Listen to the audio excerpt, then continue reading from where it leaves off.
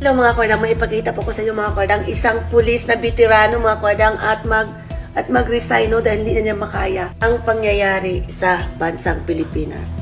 Panoorin niyo po ito. Dahil iiwanan ko na yung aking pangalawang taanan. Di ko alam kung ano sasabihin ko eh. Sorry po. Just mixed emotion po.